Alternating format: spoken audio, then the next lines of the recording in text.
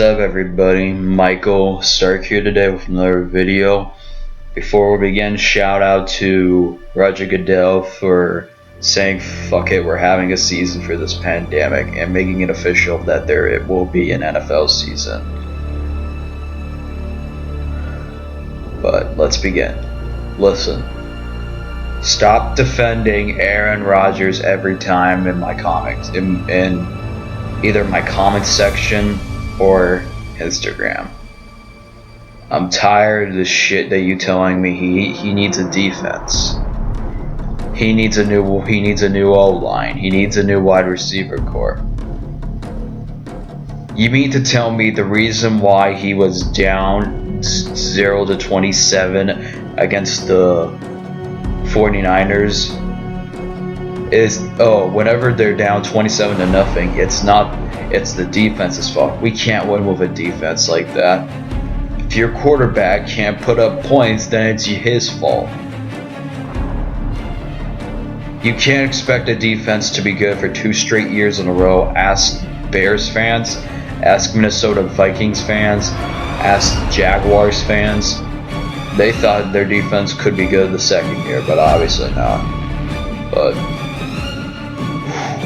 man, how do I say this?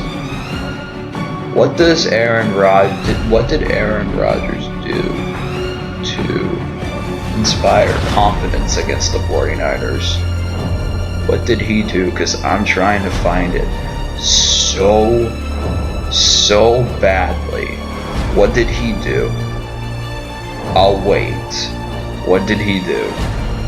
He looked like a deer in headlights versus the 49ers. It's when Aaron Rodgers has to go up against an elite, talented defense, and he shits the bed against it, plain and simple. And the defense, they can't stop the run. They couldn't stop the run, but everybody would like to say it's on the defense's fault. Let me guess, it's the defense's fault that they gave up 37 points. And Aaron Rodgers had 0 points the first half, and then added two touchdowns? So in total, let me guess, it's still the defense's fault regardless. Yeah, I guess it's always the defense's fault. Just like the Seattle game, everybody wants to blame the defense. They did very well against Russell Wilson.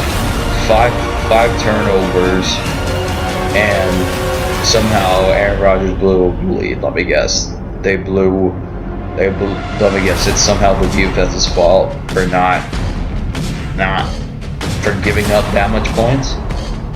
They did very well against Russell Wilson. Aaron Rodgers just blew away 16-0 lead. I had my views of Aaron Rodgers, of course I did, because I believe he tanked the way he did to get McCarthy fired. He lost at home to the Arizona Cardinals. He lost to home at Josh Rosen. He lost to the Arizona Cardinals, the team that ended up with #1 pick, but they weren't good enough to beat Aaron Rodgers in Lambeau Field with Josh Rosen as quarterback. And don't say he had a good game, Minnie, because he had 120 yards and 0 touchdowns. Aaron Rodgers on his worst day should not lose to Josh Rosen. I don't want to hear, Mason Crosby can't hit game-winning field goals. It's Mason Crosby's fault he has to hit that game. Do you want to tell me why is he mostly trailing in the 4th quarter against the Arizona Cardinals? Or let me guess, it's somehow the defense's fault. Obviously it's somehow the defense's fault for allowing 2 touchdowns to David Johnson. And somehow Aaron Rodgers couldn't put up points to beat Josh Rosen. He had a 10-point lead against the Rams. He blew it. He overthrew Devontae. He had a couple chances to win against Minnesota that year. He lost. He overthrew Devontae Adams for that touchdown. I'll get to Devontae in a minute. But here's the thing I'm trying to say is with Aaron, you understand that you're arguably one of the greatest quarterbacks of all time. In the top 10, you're arguably one of the greatest quarterbacks of all time, but you can't. You tanked the season to get McCarthy fired, and I don't like that you haven't been back to the Super Bowl since 2010. And he completely throws players under the bus. Is he a top 10 quarterback going into 2020? No. Is he one of the greatest quarterbacks of all time? Is he a top 10 quarterbacks of all time? You're damn right he is. But when you're gonna look at Aaron Rodgers, you're gonna be looking like the Green Bay Packers could have had a dynasty with this guy, and he should have won 3 more Super Bowls. I believe the Packers have ruined his career. But at least the reason why Drew Brees, I don't want to hear anything about Drew Brees. Drew Brees has a similar defensive problem and still manages to put up points. Don't care about the fucking defense. Still came back in games and kept it competitive.